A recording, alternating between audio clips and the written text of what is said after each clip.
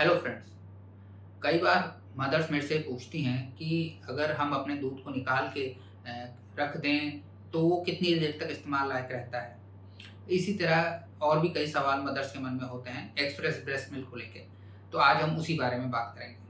आपके YouTube channel joyful parenting with doctor Timir में आप सभी यंग पेरेंट्स का स्वागत है।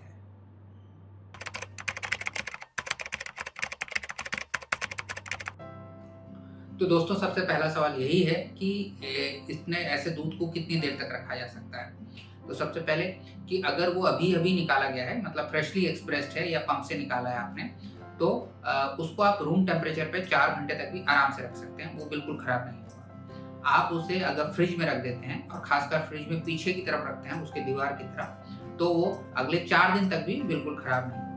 और अगर आप उसे फ्रीज़ कर देते हैं यानी फ्रीज़र में रख देते हैं, तो वो 6 महीने तक भी इस्तेमाल लायक रहता है। दूसरा कि मान लीजिए आपने फ्रिज से दूध निकाला और अब वो रूम टेम्परेचर पर आ गया है और हम इस्तेमाल करना चाहते हैं, तो अब इसे हम कितनी देर तक इस्तेमाल कर सकते हैं। तो जो वो दूध जो कि पहले से फ्रोजन था, जो जम गया था, जिसको कि अब हमने रूम टेम्परेचर पर लाए हैं, ये 1 से 2 घंटे तक इस्तेमाल के लायक रहता है। ध्यान देने वाली बात ये है कि एक बार दूध को रूम टेम्परेचर पर लाने के बाद हम उसे दोबारा से फ्रीज नहीं करते कभी।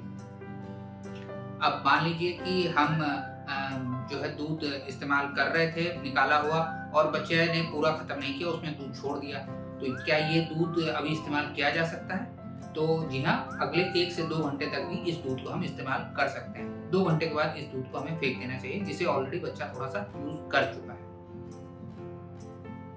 अगला सवाल जो मदर्स पूछती हैं कि जो फ्रिज के अंदर दूध था, जो हमने बाहर निकाल लिया है, माँ का दूध ही, तो उसे हम कैसे गर्म करें? तो इसको गर्म करने के कई तरीके हैं। बॉटल वार्मर्स आते हैं जो कमर्शियली अवेलेबल होते हैं। इसके अलावा सबसे आसान तरीका ये होता है कि आप एक छोटे से कटोरी में थोड़ा गुनगुना पानी लीजिए और बॉटल को, मतलब माँ के दूध में जिसमें की है, उस बॉटल को उसके अंदर थोड़ा देर घुमाइए, वो धीरे-धीरे रूम टेम्परेचर पे आ जाएगा। तीसरा तरीका है कि आप चलते हुए पानी के नीचे बॉटल को दिखा सकते हैं, तो भी वो जमा हुआ या ठंडा दूध जो है वो धीरे-धीरे रूम टेम्परेचर पे आ जाएगा, जिसके बाद कि बच्चा इसका इस्तेमाल कर सकता है। ध्यान देने वाली बात क्या है कि एक बार जब हम दूध को ठंडे से रूम टेम्परेचर पे ले आते हैं, तो हम इसे कभी रीफ्रीज नहीं करते। जैसे कि मैंने आपको पहले ही बताया था, दूध को गर्म करने के लिए हम उसे माइक्रोवेव में कभी नहीं यूज करते। दूध को हम गर्म नहीं करते हैं, हम सिर्फ उसे नॉर्मल टेम्परेचर पे लाते हैं। एक बार नॉर्मल टेम्परेचर पे लाने के बाद हम उसे दोबारा जमाते नहीं हैं, दोबारा रीफ्रीज नहीं करते। बचे हुए दूध को हम कभी भी उसमें ताज़ा दूध नहीं मिलाते। हर दूध का जो सैंपल होता है वो अलग रहता है। 2 अलग-अलग टाइम पे कलेक्ट किए हुए दूध मिक्स नहीं किए जाते हैं कभी भी। और एक बहुत ज़रूरी बात कि जब आप दूध को फ्रिज में रखें, तो उसे हमेशा फ्रिज के अंदर की तरफ रखें, फ्रिज के डोर में कभी ना रखें।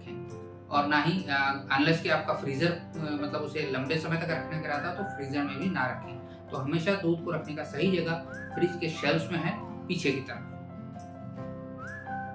अगला सवाल जो मदर्स पूछती हैं कि जो है ये दूध को रखने के लिए किस तरह के जो यूटेंसिल्स यूज़ कर सकते हैं या कैसे कंटेनर्स होने चाहिए।